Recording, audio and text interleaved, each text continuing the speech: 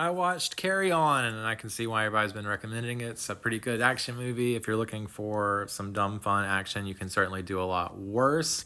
I've been having to like digest this movie for like a week because I just can't figure out like what what it's trying, like what it's getting at.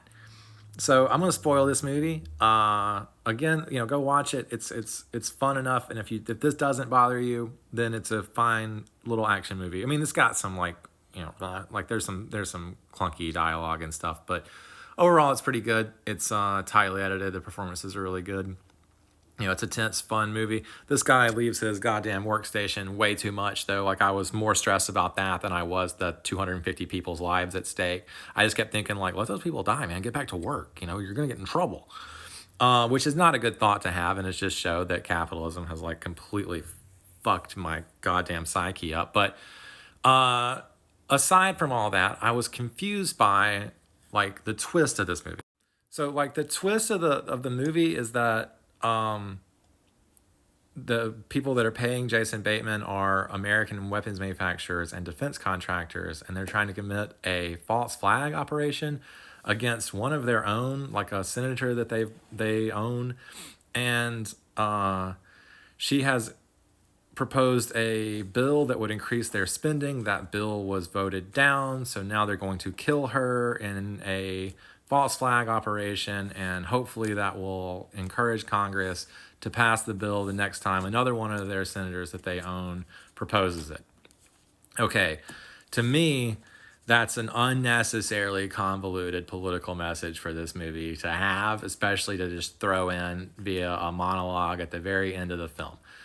Because it doesn't just like, I think that it's kind of like not going to ruffle any feathers. Like, it's not like anybody, like, no matter where you sit on the political spectrum, is going to watch this and go, hey, you can't say that about the good people at the defense contractors. Bro, no weapons manufacturer would ever do anything evil.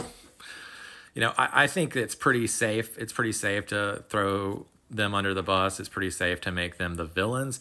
But the confusing thing for me is, like, narratively, that leads to an incredibly unsatisfying ending, right? Like, if you're watching any action movie, there's always like a second in command that's sort of like the fighter, and then the main bad guy is sort of just like a rich fat person or something, or like an old rich person, and like so you have like, in Equilibrium, you put Christian Bale up against Taye Diggs, right?